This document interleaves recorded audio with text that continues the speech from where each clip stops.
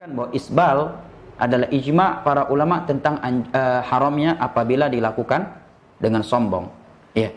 Yang kedua, ulama juga ijma' bahwa tidak isbal itu yang paling selamat, itu paling masyhur. Tidak ada ulama yang mengingkari tidak boleh isbal, mengingkari tidak isbal. Semua mereka sepakat tidak isbal itu yang syar'i. Hanya saja mereka khilaf. Kalau isbal tanpa sombong, maka ada tiga pendapatnya.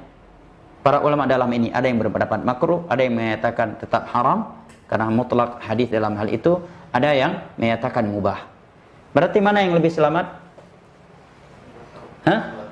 Tidak isbal. Kenapa? Lebih selamat dari ancaman-ancaman hadis tadi. Kedua apa? Praktek Nabi tidak isbal. Praktek para sahabat tidak isbal. Bahkan Umar bin Abdul Aziz menjelang wafat beliau ketika perut beliau sedang bercucuran darah, melihat ada seorang pemuda yang sarungnya melewati mata kaki, beliau masih sempat menegurnya.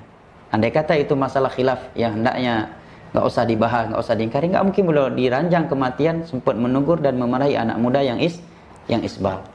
Adakah yang lebih hikmah daripada Umar bin Abdul Aziz, dan adakah yang lebih sayang pada umat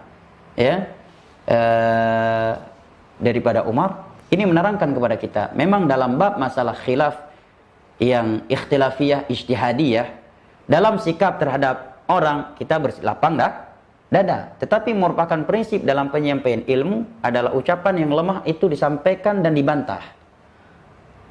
Sekalipun setelah kita menerangkan itu ucapan yang lemah, kemudian ada orang lain, kawan kita dalam menuntut ilmu agama atau dai, dia mengambil pendapat itu, secara sikap kita berbaik sangka saja. Mungkin dia punya dalil yang menurut dia itu kuat dan kita belum mengetahuinya.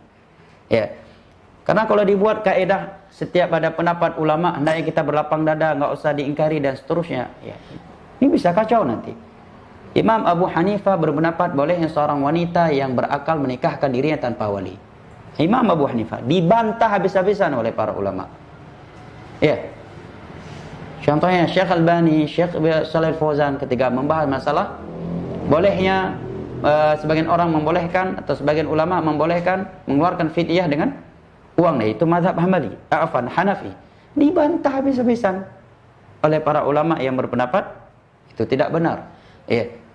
Jadi seorang jangan buat kaedah-kaedah yang membuat para penuntut ilmu agama jadi bingung, yang tadinya semangat di atas sunnah menjadi abu-abu, atau justru membuat penuntut ilmu agama yang sedang menerapkan sunnah jadi kempes semangatnya. Kalau mau dikatakan ada ulama yang berpendapat, banyak. Musik juga ada ulama yang menghalalkannya. Ibnu Hazm. Talqin mayat ada juga ulama Syafi'iyah yang berpendapat. Azan di kuburan juga ada. Sebagian orang yang berpendapat. Bahkan Imam Ibnu Hazm membolehkan, berpendapat kalau mau nazar wanita boleh nazar dari ujung kaki sampai ujung rambutnya.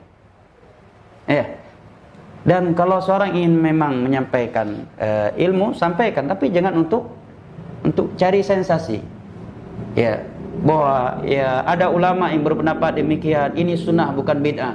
Kalau itu sunnah dan bukan bid'ah, terapkan di depan murid-murid Anda yang Anda sedang mendidik mereka untuk menuntut ilmu agama di tempat pendidikan. Terapkan bahwa itu sunnah, praktekkan yang seperti itu agar mereka mengetahui itu sunnah Nabi, bukan sekedar untuk sensasi atau seakan-akan yang membahas suatu pembahasan yang dia hanya mengikuti atau menukilkan pendapat para ulama, hanya saja berbeda pendapat dengan kita, seakan-akan yang berlawanan dengan kita ini tidak hikmah.